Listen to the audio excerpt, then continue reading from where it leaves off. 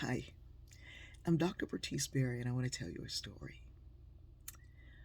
We all hold in our life, filter in our life, the experiences we've had from the past.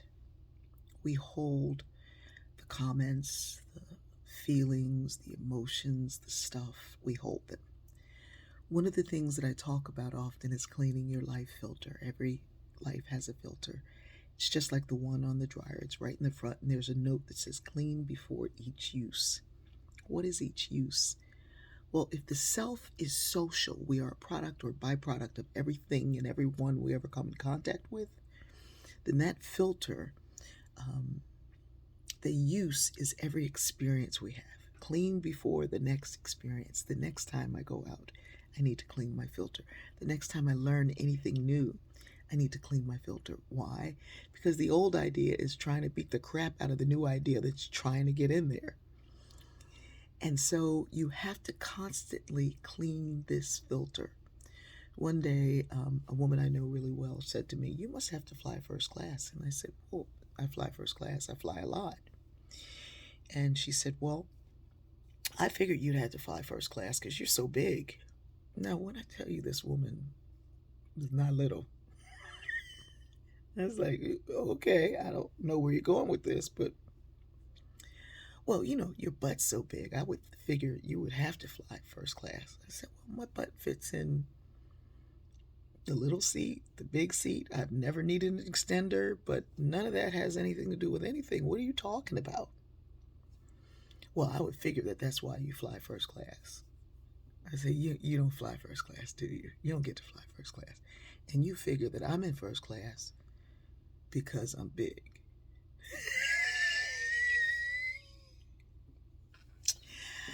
I laughed, and everybody else listening, because of course she said it in front of everybody, had a good laugh too. And then I kind of leaned in and said, "You might want to tell your husband to stop looking at my big behind."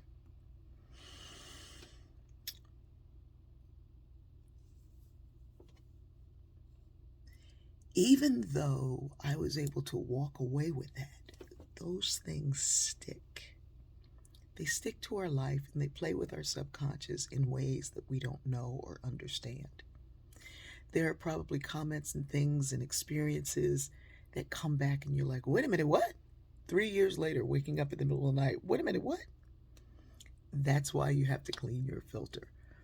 If this self, the self that I am, the being that I am, is a product of all of my experiences and encounters, not only do I have to clean that filter, I have to seek encounters that are new, unique, and wonderful. And in doing so, you're going to encounter some things that are not quite pleasant. How do you clean your filter? For me, I clean my filter with gratitude. Not gratitude that I have for someone else. That's a prayer for me.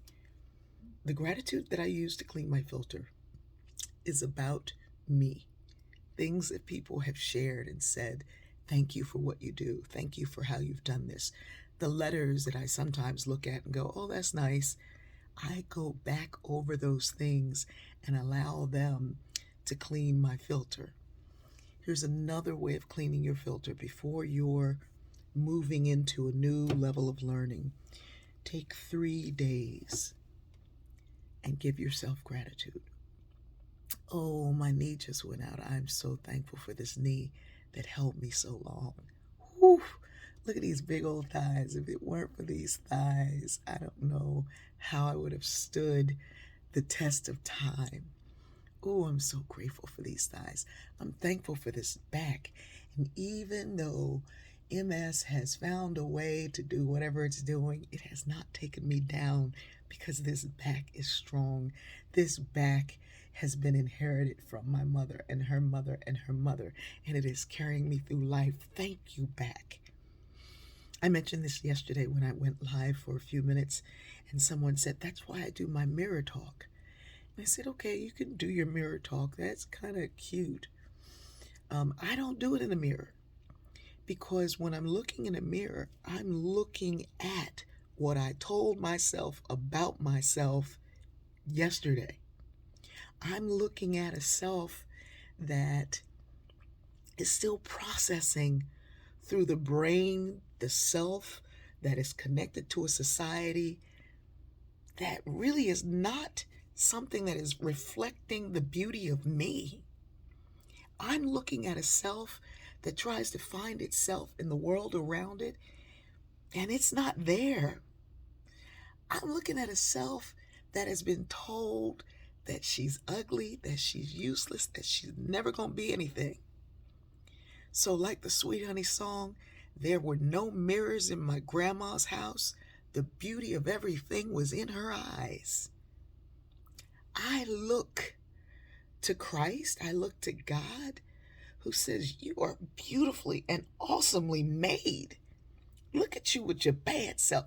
I don't have to look in a mirror to tell myself that I'm amazing, that these hands have done some incredible things, that this brain is bigger than my behind, and both are beautiful.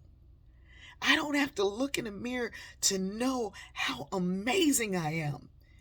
But for 3 days, give yourself the gratitude that it so longs, and you will charge your cells to wake up to whatever you're going to bring to it new.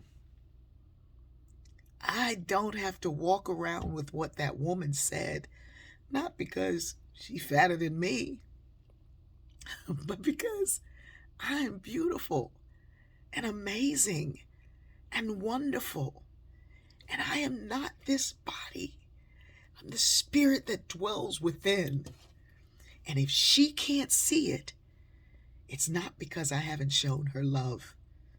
And maybe when she begins to love herself, she'll be better for everybody else. And maybe when I don't worry about her and begin to love myself, I'll be better for everybody else. I love you. Give yourself 3 days of gratitude and clean that filter. And then we're going to start into seeing some new things. I love you.